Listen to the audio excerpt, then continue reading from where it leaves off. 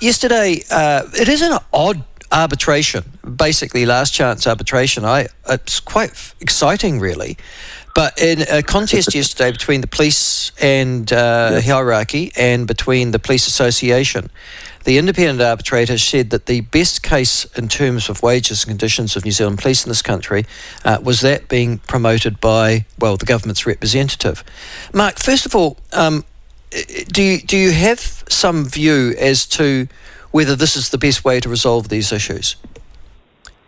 Look, at the end of the day, I would rather have avoided final offer arbitration because, our frontline police officers had been waiting since August last year.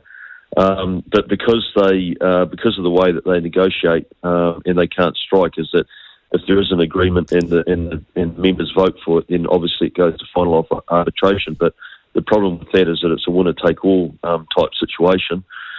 To me personally, I would have preferred to have avoided that. When the association went to final offer arbitration, I did say to them, please try to get this through as quickly as possible because, the police officers have been waiting, the front line have been waiting now, approaching 12 months. Look, to be honest with you, I was disappointed with how it played out because as the incoming government, the Labour government had put an offer up. It had gone out to a vote through the association. The members, 34% of the members had voted in favour of that offer, which of course didn't reach the threshold, so it was rejected. We came into government, we put an offer up quickly, another offer that, admittedly, it was pretty close to the one that Labour had put up, and that was rejected by 24% of the. That was rejected. We put up a second offer. The second offer was, and we stretched ourselves. We looked around. We found $250 million. We went to, I thought, really hard to get paid overtime for the first time ever in this country for our police officers. It had a $1,500 lump sum payment, and it was a 4% across the board for 3 years, which was above the projected rate of inflation. So I thought that because 34% had rejected the first one from Labour, this being a much bigger offer. Police might have a really serious look at it, but it was rejected again with less support. So it sort of put us into a position where we went to final offer arbitration, which is what. Yeah. So look, the interesting thing is that the arbitrator obviously decided. Now, what does the arbitrator decide on? Is it whether it's fair, or this is what's sustainable in terms of the economy, or recruitment and retention, or all of those things? Look, there's several things that they look at. To be honest with you, Mike, I'd have to go away and get that for you. The government is not involved in that at all. That is handled by the police and by the association. The government stays right out of it, and that is closed door in terms of what they're talking to the arbiter about and the issues that have to be dealt with. But you would have seen that the Police Association court sort of came out at the last minute and made a change. And I think because it had probably been signalled that their offer was not going to be successful. At the end of the day, it's a tough process on everyone. I recognise that. I recognise the stress and the feeling within the ranks, within the police. All I can say is that on hand, on heart, as an incoming government that got a massive hospital pass, we did the best that we can, and we thought we put up actually a pretty good, fair offer. But and obviously the arbiter ultimately agreed with that as well.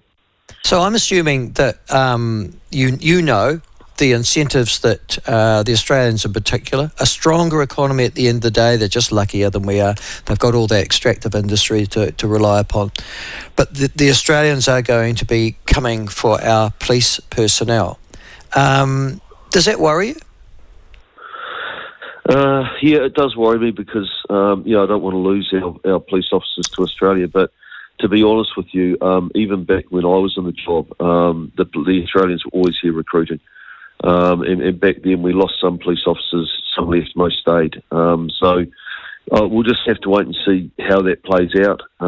Obviously, I'm not critical of any of our police officers that go because they've already provided public service to us as a country, and they'll make decisions based on what's best for them and their families if they have one. But I'm hoping that most choose to stay. On that, and you've got, it's part of the coalition agreement, as you know, about the number of police. Are you confident now, as of today, that you'll be able to meet that recruitment target that's set in the coalition agreement?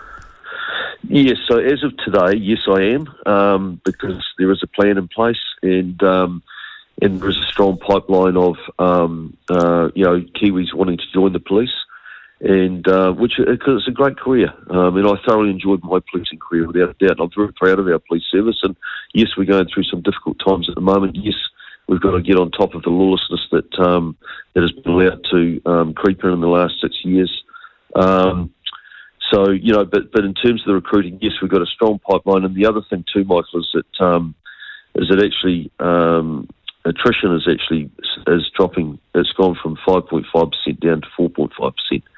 So we have had a slight drop off in terms of police officers leaving. I suppose that might be related to the economy as well. There aren't as many opportunities perhaps in New Zealand.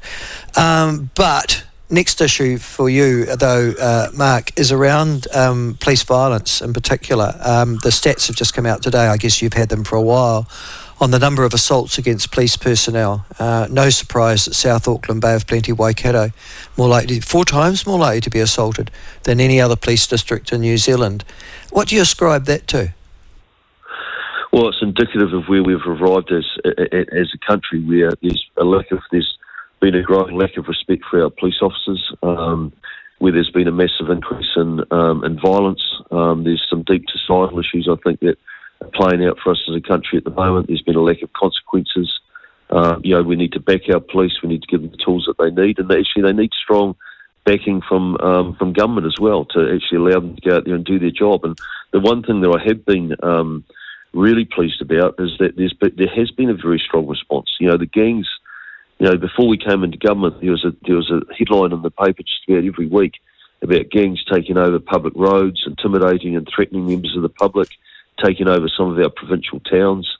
The police have actually changed the way they're policing those. They're dedicating a lot more resource. They're using, for example, assets like the Eagle helicopter, and they're actually being far more effective in policing those gangs now. We need to keep continue. And of course, the boy races. You would have seen a big operation against the boy races, which is another big problem in New Zealand. But the overall issue for me, and the way that I see it, is there's just been a complete loss of respect for our police, for any person in a position of authority. There's been no consequences, and so all of these idiots just get out there and they act as if they've been in a very permissive environment, and they act as if they've got complete impunity.